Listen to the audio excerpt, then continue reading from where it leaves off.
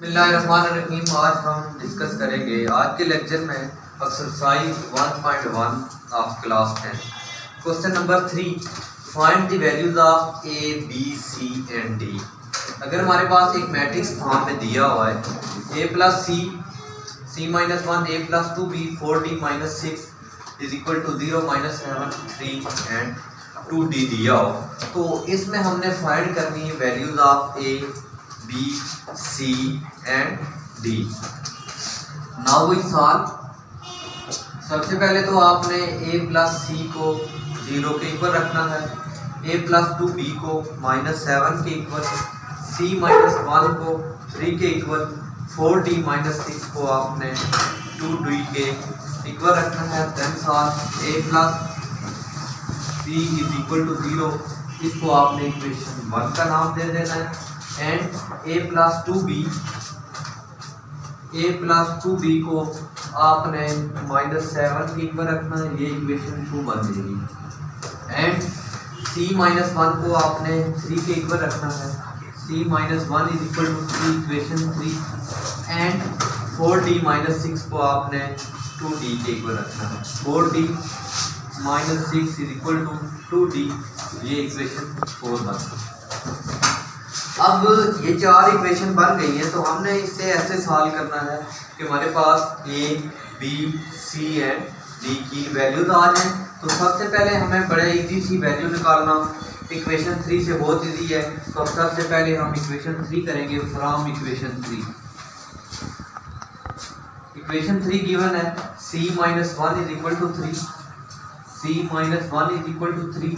यहाँ से हम c की वैल्यू निकालेंगे, ये माइनस 1 है तो प्लस 1 होगा उस साइड पे, 3 प्लस 1 तो c इज इक्वल टू, जब आप 3 प्लस 1 करेंगे तो ये आपके पास होगा।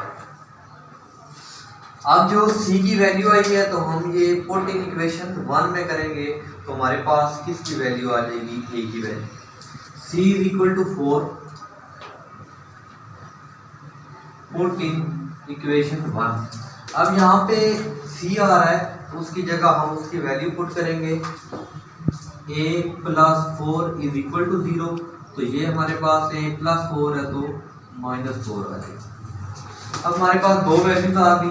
अब जो आपके पास a की वैल्यू आ रही है ये हम इक्वेशन 2 में पुट करेंगे, तो हमें b की वैल्यू मिलेगी। a की जगह हम पुट करेंगे, पुट इन 2 इक्वेशन में जब पुट करेंगे, इक्वेशन 2 है a plus 2b is equal to minus 7, तो यहाँ पे a की जगह उसकी हम वैल्यू पुट करेंगे माइनस 4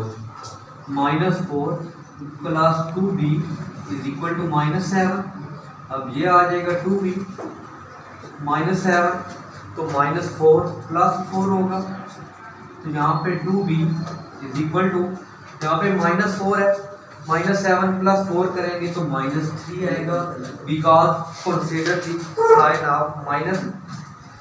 अब आप 2 उधर जाके डिवाइड हो जाएगा, फिर मल्टीप्लाई होगा, तो ये b की वैल्यू आ गई।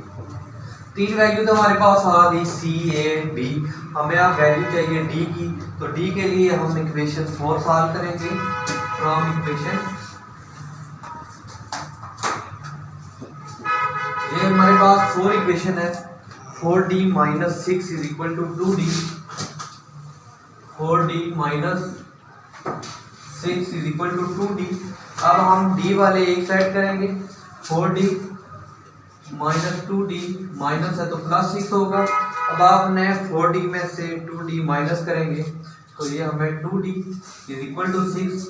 अब हमें यहाँ पे d की वैल्यू की चाहिए, तो यहाँ पे d मल्टीप्लाई हो रहा है 6 से, क्या होगा, डिवाइड हो जाएगा, तो ये d इज इक्वल टू 6/2।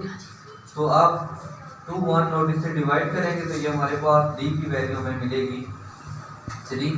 तो ये हमें इस तरह वैल्यू मिल गई, a is equal to minus 4, b is equal to minus 3/2, c is equal to 4 and d is equal to 3। यही हमारा सोल्यूशन है।